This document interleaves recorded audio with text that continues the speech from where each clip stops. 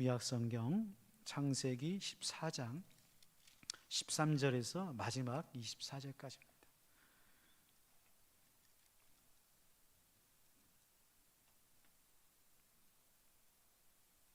도망한 자가 와서 히브리 사람 아브람에게 알리니 그때에 아브람이 아모리 족속 마므레의 상수리 숲을 근처에 거주하였더라. 마므레는 예수골의 형제요 또 아넬의 형제라. 이들은 아브람과 동맹한 사람들이었더라.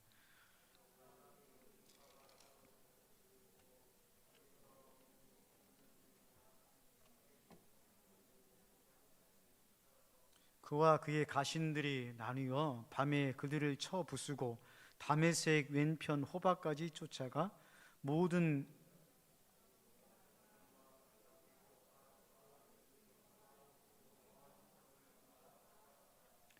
아브라함이 그돌라오멜과 그와 함께한 왕들을 쳐부수고 돌아올 때에 소돔왕이 사회 골짜기 곧 왕의 골짜기로 나와 그를 영접하였고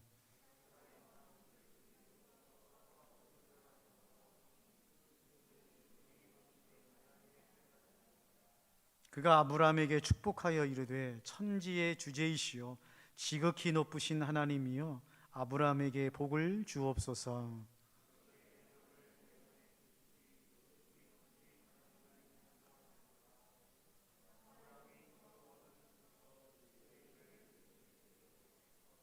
소돔왕이 아브라함에게 이르되 사람을 내게 보내고 물품은 내가 가지라.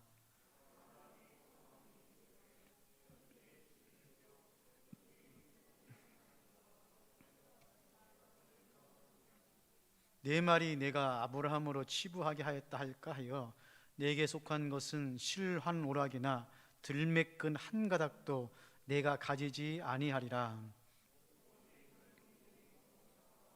나와 동행한 아넬과 에스골과 마므레의 분깃을 제할지니 그들이 그 분깃을 가질 것이니라. 아멘.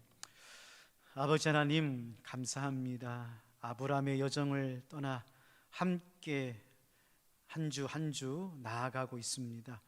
아버지 하나님, 하나님께서 우리를 부르셔서 믿음을 주시고 하나님의 여정을 따라갈 수 있는 은총을 베풀어 주시니 감사합니다. 오늘 또 마음과 시간과 정성을 드리는 우리 사랑하는 성도님들, 먼저 그의 나라와 그의 의를 구할 수 있도록 함께하여 주시옵소서. 아버지 하나님, 우리의 예물을 드릴 때에 우리 마음의 소원과 기도의 제목, 무엇을 먹을까 마실까 입을까 염려하는 우리들의 걱정과 두려움, 코로나 가운데 어찌할지 모르는 우리의 삶까지도 올려드리오니 오 주님, 우리를 불쌍히 여겨주시고 하나님께서 인도하여 주심으로 인색하거나 뒤로 물러가거나 아파하지 않고 오히려 아브라함처럼 가는 곳마다 복의 통로가 되어 하나님의 나라를 이 땅 가운데 이루어갈 수 있도록 하나님 도와주시고 인도하여 주시옵소서. 특별히 아버지 하나님, 우리 평화교회의 지경이 넓어지기를 원합니다. 원흥, 삼송, 창릉 지역을 넘어 이 나라와 열방 가운데 선교하는 교회가 되어 사람을 살리고 사람을 세우는 건강한 공동체 되게 하여 주시옵소서. 감사드리며 귀하신 예수님의 이름으로 축복하며 기도하옵나이다. 아멘.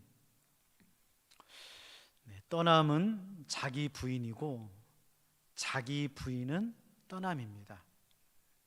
떠나는 사람은 자기를 부인해야 되고 자기를 부인해야만 떠날 수가 있습니다.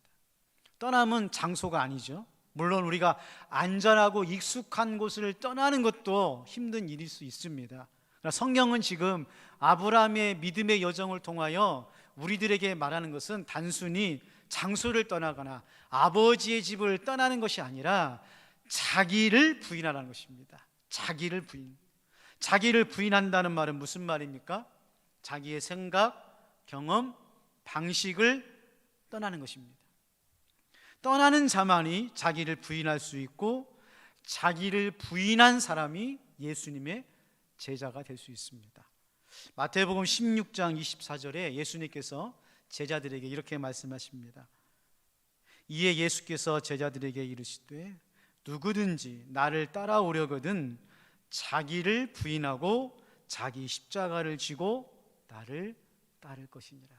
여러분 보십시오. 지금 마태복음 10장, 16장에서는 이미 예수님의 제자들이 떠났습니다. 갈릴리 바닷가를 떠났고 고향과 집을 떠나 예수님을 따라가고 있는 제자들에게 다시 말씀하고 있는 겁니다. 얘들아, 나를 따라오려거든 자기를 부인하고 자기 십자가를 지고 나를 따라와라. 자, 여기서 예수님께서 제자들에게 말씀하신 이 자기 부인이 뭡니까? 여전히 갈릴리 바닷가를 떠났고 아버지 집을 떠났지만 제자들은 그의 마음 가운데 예수님을 통해서 세상에서 성공하고 싶고 인정받고 싶고 자기 방법과 자기 생각대로 이 땅에서 이루어지는 것을 소원하면서 예수님을 따라왔기 때문에 예수님께서는 제자들에게 다시 한번 간곡하게 말하는 것입니다. 나를 따라오려거든 자기를 부인해라. 자기를 부인하는 사람들은 어떻게 됩니까? 자기 십자가를 짊어지고 가는 것입니다. 단순히 우리가 떠난다는 데 만족하면 안 됩니다. 떠나는 사람은 자기 십자가가 무엇인지를 알고 자기 십자가를 짊어지고 예수님을 따라가야 됩니다. 적지 않은 사람들이 자기 십자가가 무엇인지도 모릅니다. 남의 십자가만 바라봅니다. 그러면서 자기는 떠나왔다고 생각하고 예수님을 따라간다고 오해하고 예수님의 제자라고 착각합니다. 사랑하는 성도 여러분, 여러분의 십자가를 아십니까? 나의 십자가가 보이십니까? 정말 여러분은 자기 십자가를 짊어지고 예수님을 따라가고 계십니까? 바라기는 오늘 기도했으면 좋겠습니다. 여러분께서 예수님을 따라가면서 늘 기도하십시오. 예수님, 나의 십자가가 무엇입니까? 예수님, 나의 십자가를 보고 깨닫게 하여 주시고 예수님의 그 길을 나의 십자가를 쥐고 따라가는 제자의 삶을 살게 하여 주시옵소서. 떠나고 보는 것 너무너무 중요합니다. 떠나고 보는 것. 오늘 세 번째 믿음의 아브라함의 여정에서 배운 것은 드림입니다. 드림. 떠나고 본 사람은 반드시 드리게 되어 있습니다. 오늘 본문 말씀에는 세 가지 장면이 나오죠. 세 가지 장면. 첫 번째 장면은 롯이 소돔 땅에서 열심히 살았고 자기가 일가를 이뤘지만 그 지역에 전쟁이 남으로 인하여 소돔 땅이 멸망하고 롯의 재산을 빼앗기고 심지어는 롯도 생명이 유태로운 곳까지 가게 되죠. 두 번째 장면은 그 소식을 들은 아브라함이 자기 조카 롯을 구하기 위하여 식솔들을 거느리고, 즉 자기 집안에서 기리고 훈련된 318명을 데리고 쫓아가서 조카 롯을 구해오는 장면입니다. 여기서 중요한 것은 길리고 훈련받은 318명의 식솔들이 있었다는 것입니다. 나중에 말씀드릴게요.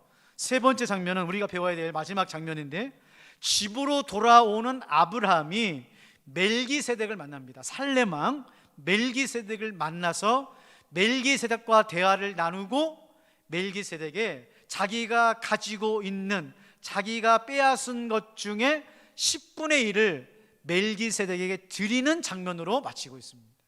자, 오늘 이 믿음의 여정에서 우리가 주님이 바라보는 곳으로 가면서 배워야 될 세 가지 중요한 원리가 여기에 나와 있는 것을 볼 수가 있습니다. 오늘 말씀을 통해서 하나님께서 여러분을 만지시고 함께 주실 줄로 믿습니다. 자, 첫 번째로 우리 하나님은 다시 찾아오시는 하나님이십니다.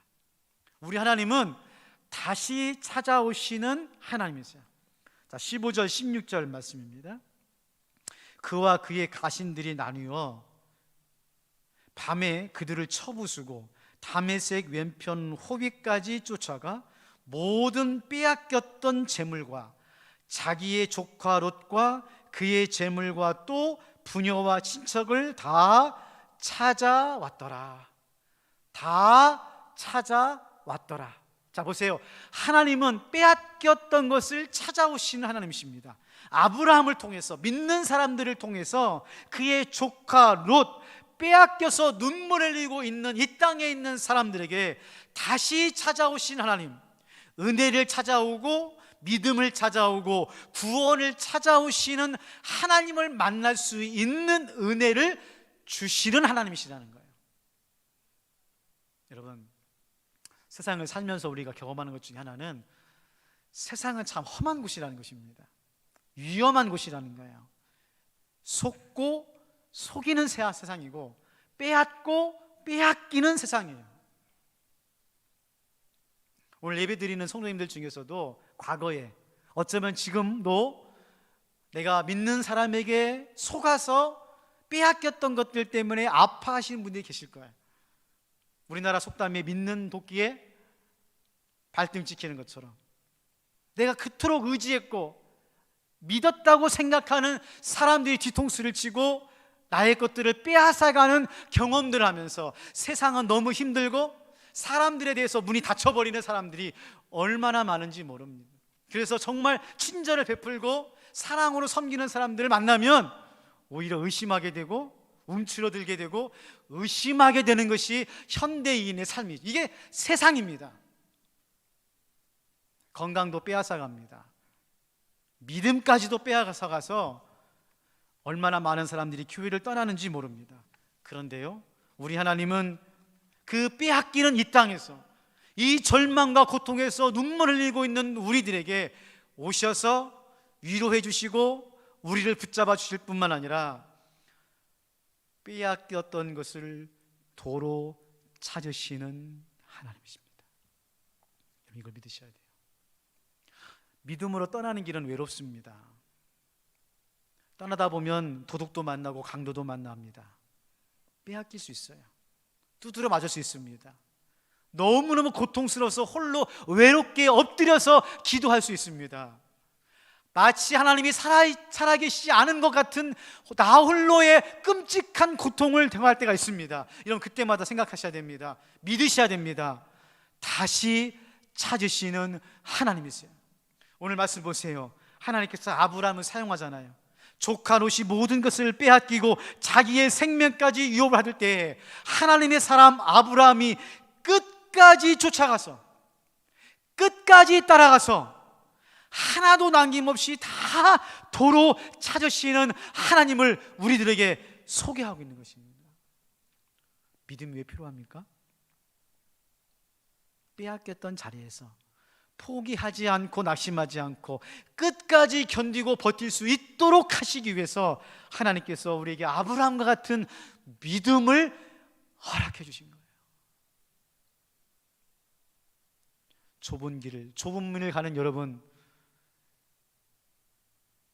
세상이 악한 마귀가 다 빼앗아서 빈털터리가 되어 내가 아무것도 없다고 생각하는 그 순간 하나님께서 도로 찾아주시는 하나님이심을 믿으시기 바랍니다. 반드시 회복해 주십니다. 반드시 회복해 주세요. 두 번째로 오늘 말씀해 보면 다시 찾으시는 하나님께 쓰임받기 위해서는 믿음만 필요한 것이 아니라 준비되고 훈련되어야 된다는 것입니다. 다시 찾으시는 하나님을 만나기를 원하시고 빼앗긴 곳에서 다시 찾으시는 하나님을 만나기 위해서는 오늘 아브라함처럼 준비되고 훈련된 믿음의 삶을 살아야 돼요. 오늘 14절 보십시오. 14절, 아브라함이 그의 조카가 사로잡혔다 함을 듣고 집에서 길리고 훈련된 자 318명을 거느리고 단까지 쫓아가니라. 여러분, 아브라함이 조카 롯이 사로잡혀서 재물들을 빼앗기고 목숨까지 위태롭다는 말을 듣고 혼자 쫓아갔나요? 하나님 나와 함께 하시니까 믿음대로 될 거야, 그렇게 하고 아브라함이 혼자 쫓아갔나요? 그랬으면 롯을 구하기는커녕 아브라함도 포로로 잡혀갔을 거예요. 근데 오늘 보십시오. 아브라함이요, 조카 롯이 사로잡혔다함을 듣고 집에서 길리고 훈련된 몇 명이요? 몇 명입니까? 31명? 318명이에요. 318명. 이 말은 아브라함이 그만큼 하나님께서 거부가 되고 하나님께서 은혜를 주셔서 정말 거느리는 식솔들이 많다라는 것도 있지만 318명이라고 하는 사람들이 훈련되어 전쟁에 나가서 싸울 수 있는 사람들이 있었다는 거예요. 특별히 오늘 믿음만 중요하게 생각하거나 믿음에만 있는 매몰되어 있는 우리들에게 하나님께서 오늘 우리들에게 주시는 메시지가 있습니다. 들어보세요. 하나님께서 아브라함을 하란에서 부르셨죠. 하나님께서 아브라함을 인도해 주셔서 가나안 땅으로 보내주셨죠. 하나님께서 아브라함을 선택해서 거부가 되게 해주셨죠. 하나님께서 눈을 열어서 아브라함이 동서남북을 보고 내가 이 모든 것을 준다고 말씀하셨죠.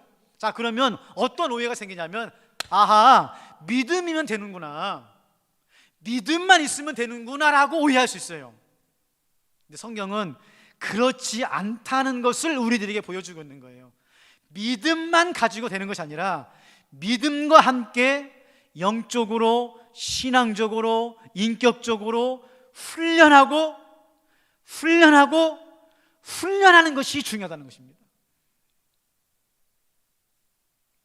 318명은 굉장히 큰 숫자고 전쟁에 나가는 숫자입니다. 여러분, 그 300명 하면 어떤 사람이 생각납니까? 기드온의 300용사죠. 왜 100명도 아니고 1000명도 아니고 300명이죠? 그 당시에 딱 300명이 전쟁에 나가는 최소한의 단위입니다. 장정 20세 이상 되는 장정이 300명이 되어야 전쟁에 나갈 수가 있어요.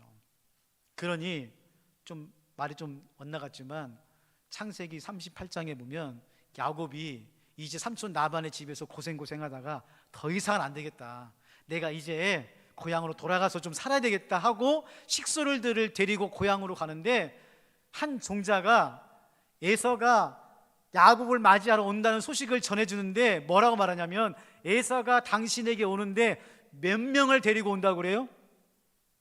몇 명? 400명. 여러분, 에서가 야곱을 맞이하는데 자기의 식솔 400명을 데리고 온다는 말은 무슨 말이에요? 전쟁하자는 얘기예요. 내가 너 한번 너 그냥 혼내는 정도가 아니라 하겠다는 거예요 지금. 여러분, 하나님 보실 때 믿음이 좋은 성도님들 되시기를 바랍니다.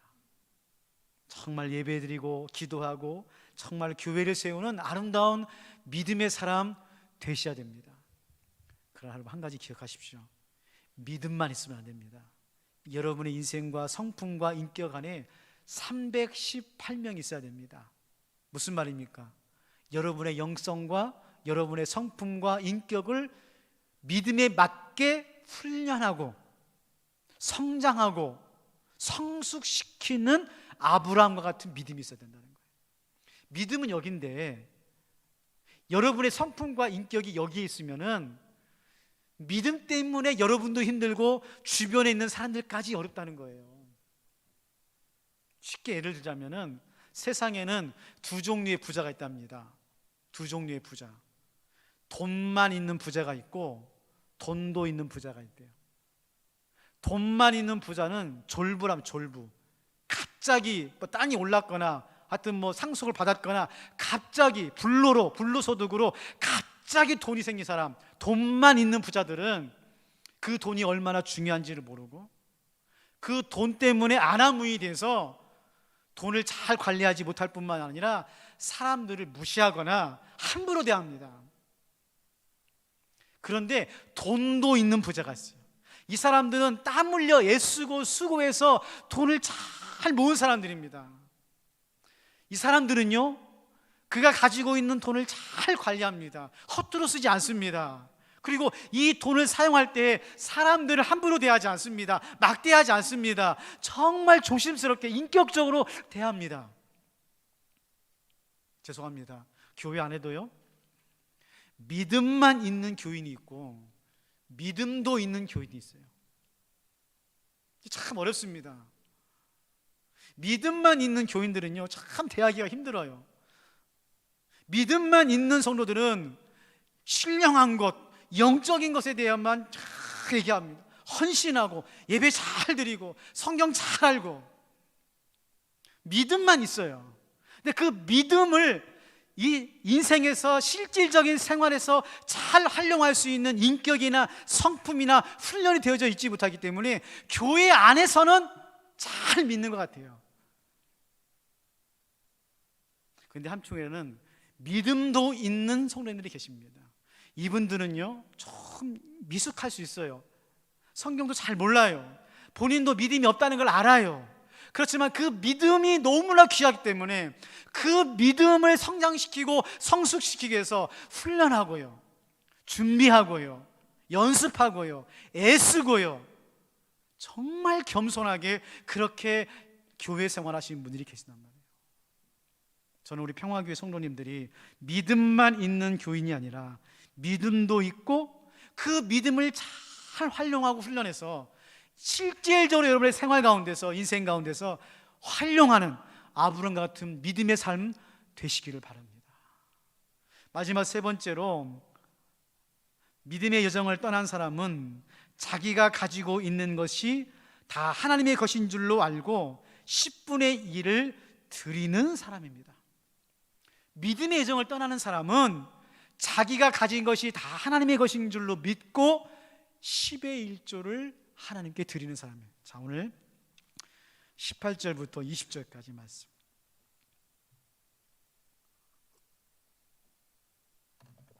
우리 같이 한번 읽어볼까요? 18절부터 20절까지 시작. 살레망 멜기세덱이 떡과 포도주를 가지고 왔으니 그는 지극히 높으신 하나님의 제사장이었더라. 그가 아브라함에게 축복하여 이르되 천지의 주제이시오 지극히 높으신 하나님이여 아브라함에게 복을, 너희 대적을 내 손에 붙이신 지극히 높으신 하나님을 찬송할지로다 하며 아브라함이 그 얻은 것에서 10분의 1을 멜기세덱에게 주었더라. 그래서 크게 두 가지를 한번 생각해 봅시다. 하나는 멜기세덱입니다. 이 창세기 14장에 나오는 이 멜기세덱은 성경에 나오는 인물 중에서 가장 특이하고 독특한 인물입니다.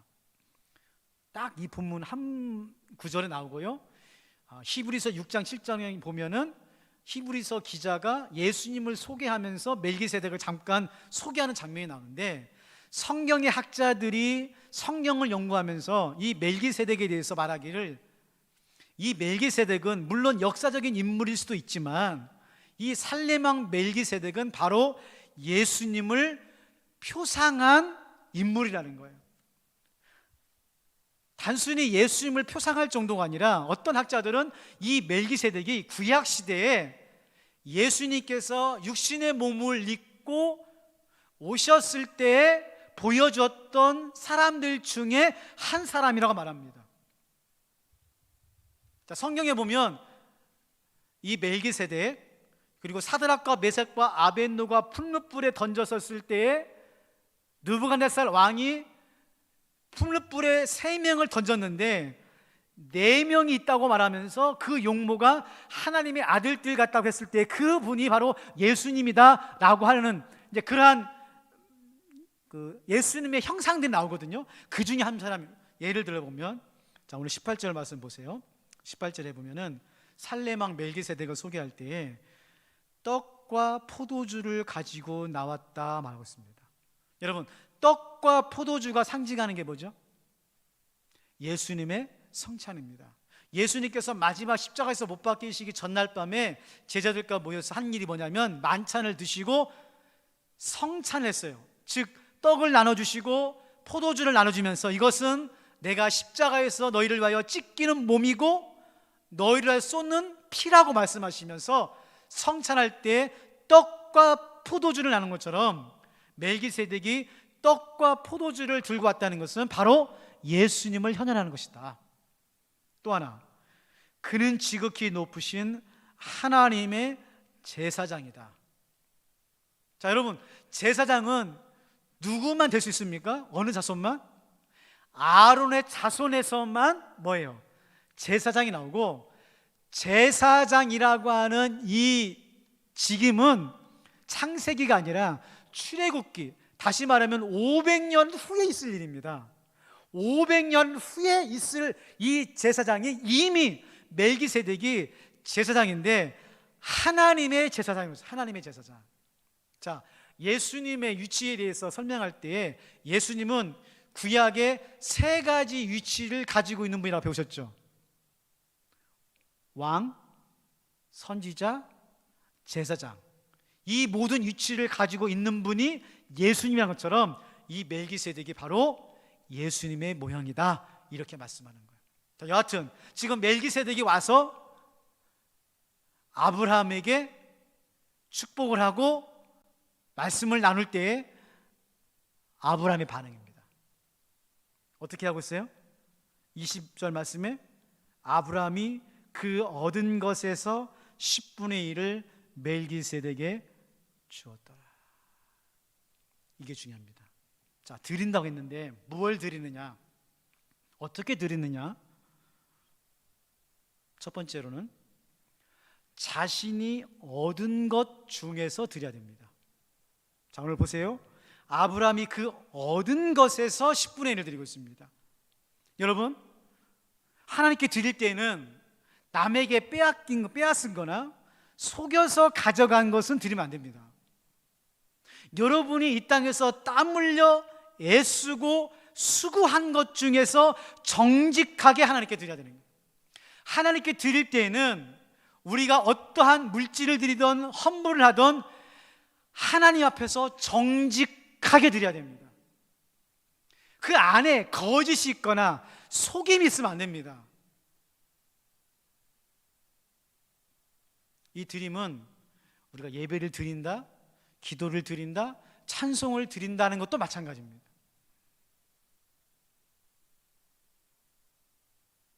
여러분, 우리가 이 땅의 삶을 살아가면서 하나님 앞에 우리가 드리면서 살아갈 때 꼭 기억하십시오. 정직하게 드셔야 됩니다. 자기가 얻은 것 중에서 정직하게 드려야 돼요. 두 번째로는 얻은 것 중에 10분의 1을 드립니다. 자, 여기서 이제 중요합니다. 얻은 것 중에 10분의 1을 드리는데 지금도 교회 안에 11조에 대한 논쟁이 있습니다. 11조에 대한 성경 구절이 어디 있느냐? 성경에서 하나님께서, 예수님께서 11조를 드리라고 했느냐? 또 11조를 드리는 것이 이것이 믿음의 무슨 하나의 어떤 표준이냐, 증거냐? 또 11조를 드리는 데 있어서 우리가 너무 부담이 된다, 이렇게 말씀하시는 분들이 계십니다. 예, 맞습니다. 부담스럽습니다. 힘든 거고요, 어려운 겁니다. 자, 그런데 오늘 이 말씀을 읽어보면 10분의 1을 드리는 것은 우리가 하나님께 드리는 최고치가 아니라는 것을 여러분이 꼭 기억하셔야 됩니다. 11조 논쟁을 하거나 11조를 가지고 여러 가지 이야기를 하는 사람들의 내면에는 뭐가 있냐면은 11조가 마치 하나님께서 드리는 것의 최고점이에요. 그렇기 때문에 11조를 드리는 것이 부담이 되고 어려움이 돼서 11조를 드리지 않거나 다른 방법으로 하나님께 드리기를 원하는 마음이 있어요. 예, 그런 마음을 충분히 이해합니다. 근데 성경에서는, 특별히 오늘 본문 말씀에서는 10분의 1을 드리는 이 모습이 하나님께 드리는 것의 최소 단위예요. 최소 단위. 이거 뒤에 좀 말씀을 드리겠습니다. 세 번째로, 여러분께서 드릴 때는 하나님께 복을 받고 드려야 됩니다. 하나님께 복을 받고 드려야 돼요. 오늘 18절, 19절, 20절에 보면 멜기세덱이 아브라함에게 와서 뭐라고 말하냐면은 19절 말씀, 아브라함에게 축복하여 이르되 천지의 주제시오 지극히 높으신 하나님이여 아브라함에게 복을 주옵소서. 자, 여기서 중요한 드림에 대한 원칙이 나옵니다. 하나님께 드리기 위해서는 먼저 하나님께 받으셔야 됩니다. 다시요. 여러분이 하나님 앞에 먼저 받지 못하고 드리는 데만 방점이 찍히면 어떻게 되느냐? 드리는 것이 의무가 됩니다. 어려움이 생겨요. 율법이 됩니다. 드리는 것이 교리가 돼요. 그렇기 때문에 그 교리 문제 가지고 서로 싸우는 거예요. 근데 성경은 드리는 것은 교리나 율법이나, 예를 들면 하나님께 드리면 복을 받고 하나님을 안 드리면 찜찜하고 벌 받고, 그 개념이 아니라는 거예요. 하나님께 드리는 것은 내가 하나님으로부터 복을 받고 얻은 것이 있기 때문에 그 얻은 것 중에서 일부를 드리는 것입니다.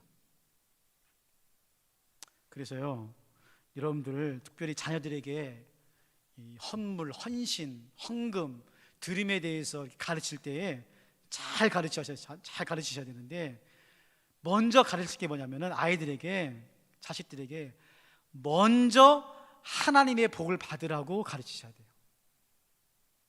먼저 하나님의 은혜를 받으라고 가르치셔야 돼요. 먼저 하나님의 사람이 되라고 가르치셔야 됩니다. 그리고 난 다음에 헌물과 헌신과 드림에 대해서 가르쳐야 되지, 하나님에 대한 것들, 하나님으로부터 받는 은혜와 복을 가르치지 않고 10의 1조를 가르치거나 헌물과 헌신을 가르치면 아이들 머릿속에 헌물과 헌신이 교리가 돼요. 율법이 됩니다. 그래서 어떤 생각이 드냐면, 하나님께 잘 드리면 하나님 복을 주시고 이뻐하시고, 안 풀리던 문제도 풀리고, 좀 어려워가지고 하나님 앞에 못 드리거나 조금 드리면 하나님이 이렇게 보고 있다가 너 하고는 하나님이 혼을 내고 벌을 내고, 그렇게 생각한단 말이에요. 아니라는 거예요. 오늘 말씀에 보면 아브라함이 멜기세덱에게 충분히 복을 받습니다. 예수님의 현현이었던 그 멜기세덱에게 아브라함이 충분히 복을 받고 그 은혜에 감동이 돼서 자기가 얻은 것 중에 10분의 1을 멜기세덱에게 드리는 거예요. 그게 기독교가 말하는 드림이고 헌신이고 헌금입니다. 마지막으로, 그러면 왜 목사님 11조가 우리 믿음의 최고치가 아니고, 믿음 제가 보니까 믿음이 좋은 사람들은 11조를 드리고 믿음이 없는 사람들은 11조 안 드리던데요? 그게 교리에 갇힌 거라니까요. 11조 교리에 갇힌 거예요. 11조는요, 여러분, 신앙생활의 최고의 드림의 단계가 아니라 최소의, 이제 신앙생활하고 하나님의 은혜를 받고 복을 받은 사람이 해야 될 첫 번째 최소한의 드림이 11조입니다. 왜냐하면 오늘 말씀 21절에서 24절 말씀 보면, 이 본문 말씀에서 보면 아브라함이 이제 소돔왕을 만나거든요. 소돔왕이 너무 감사하죠. 아브라함이 쫓아가서 다사왕을 물리치고 그가 가지고 있는 모든 물건들을 다 도로 가져왔으니 얼마나 감사하겠어요. 그래서 소돔왕이 너무 감사하고 기뻐서 아브라함이 말합니다. 아브라함이요, 당신이 빼앗은 전리품은 당신이 다 가지고 가십시오. 그러니까 이제 10의 9가 남았습니다. 10의 1조는 멜기세덱에게 드렸고 10의 9조는 이제 당신이 다 가져가십시오. 우리 것이 아닙니다. 그때 아브라함이 어떻게 합니까? 아유 감사합니다 하고 다 가져갔나요? 아니에요. 오늘 23절 24절 말씀 보면 아브라함이 말합니다. 아니요, 아닙니다. 나는 실로 하나기 들매 끝 한 가닥도 가져가지 않겠습니다. 나와 함께 싸웠던 318명의 젊은이들과 나와 싸웠던 몇몇 사람들의 분깃만 남기고 이 모든 것은 다 당신에게 어떻게 했다는 거예요? 드리겠습니다. 자, 이렇게 말하면 좀 어려우니까 좀 여러분 얼굴 표정이 좀 안 좋아지셨어요. 그래서 제가 말씀을 드릴게요. 자, 이렇게 제가 질문해 보겠습니다. 여러분, 여러분의 생명이 누구 겁니까? 여러분의 건강이 누구 겁니까? 여러분의 직장이 누구 겁니까? 우리 평화교회가 누구 겁니까? 여러분이 가지고 있는 돈 누구 겁니까?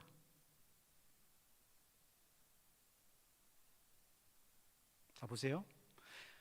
내 생명, 내 건강, 내 일터, 내 교회 다 주님의 것입니다. 다 주님의 것. 그런 마음으로 아브라함처럼 우리가 믿음의 여정을 떠난 거예요. 그렇다고 한다면 여러분이 가지고 있는 물질과 돈도 누구 겁니까? 하나님의 것입니다. 하나님의 것입니다. 그래서 나는 너무나 감격하고 하나님 앞에 하는 은혜와 구원이 너무 감사해서 내가 가지고 있는 이 물질, 하나님이 주신 이 돈을 다 드리고 싶은데 다 드리면 어떻게 될까요? 안 되잖아요. 그래서 최소한의 단위로 하나님께서 우리에게 드릴 수 있도록 무엇을 주신 거예요? 10의 1조를 드린 거예요. 여러분 생각을 바꾸셔야 됩니다. 내가 믿음이 좋아서 내가 하나님께 온전히 드리고 싶어서 내가 가지고 있는 것 중에 자그만치 10분의 1이나 하나님께 드리는 것이 아니라 내가 가지고 있는 것이 다 하나님의 것인데, 그래서 내가 받은 은혜와 구원을 생각하면 내가 하나님께 다 드리고 싶은데 다 드리면 내가 가정생활 이 땅에 생활할 수가 없으니 하나님께서 그것도 은혜를 주셔서 최소한 10의 1조만 드릴 수 있도록 하나님께서 나에게 은혜를 주신 거예요. 그래서 10의 1조를 드린 거고, 여러분 우리 한국은 좀 그렇지만 외국이라든지 특별히 미국 같은 데는요, 하나님께 받은 은혜가 너무 감사해서 보통 10의 2조, 10의 3조, 10의 5조까지 합니다. 자연스러운 거예요. 미국 교회에서는 그렇게 배웠고 그런 문화이기 때문에 자연스러운 거예요. 그리고 결국에는 나중에는 도네이션 하죠. 전 재산을 다 교회에 도네이션하고 그렇게 하고 인생을 마칩니다. 사랑하는 성도 여러분, 오늘 우리가 이 드림에 대해서 좀 생각을 바꾸셔야 돼요. 드린다고 하니까 10의 1조를 드리라고, 그게 아니고, 여러분 이 땅에서 살아가면서 결국은 다 우리가 이 땅에 내려놓고 갑니다. 그리고 빼앗겼던 것들은 다 하나님께서 도로 찾아주십니다. 그렇다고 한다면 우리가 이 믿음의 여정에서 우리가 믿음으로 훈련을 해야 되는데, 그 중에 하나가 드림에 대한 훈련입니다.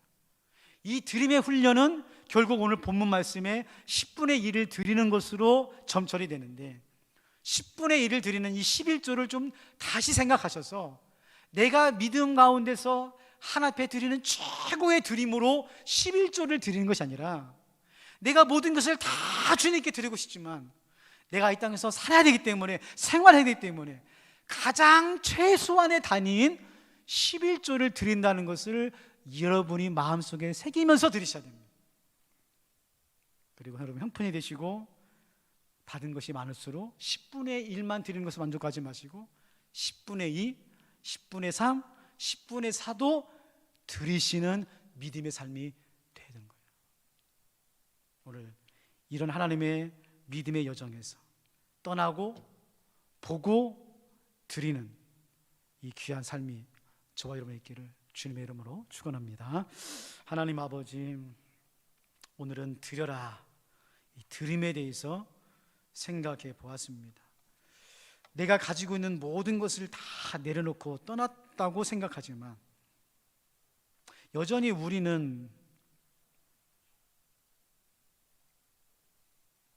떠나지 못하는 그 물질과 끊임없이 번민하고 갈등합니다. 하나님께서 우리에게 드리라고 했을 때는, 특별히 10의 1조에 대해서 말씀하실 때는 나의 모든 것이 다 하나님으로부터 왔고 내가 가지고 있는 것이 다 하나님의 것인 것을 믿는 믿음으로 드리라고 오늘 우리들에게 가르쳐주고 있습니다. 10분의 1을 드리느냐 안 드리느냐, 이런 편협하고 교리적인 문제에 묶이지 않도록 우리를 불쌍히 여겨주시고, 떠나 하나님이 가라는 땅을 보며 가는 우리들에게 우리의 생명도 드린다고 하고 우리의 인생도 드린다고 하는 것처럼 최소한으로 하나님 앞에 드리며 살아가는 우리의 삶이 될 수 있도록 하나님 도와주시고 인도하여 주시옵소서. 오늘 또 우리의 인생 가운데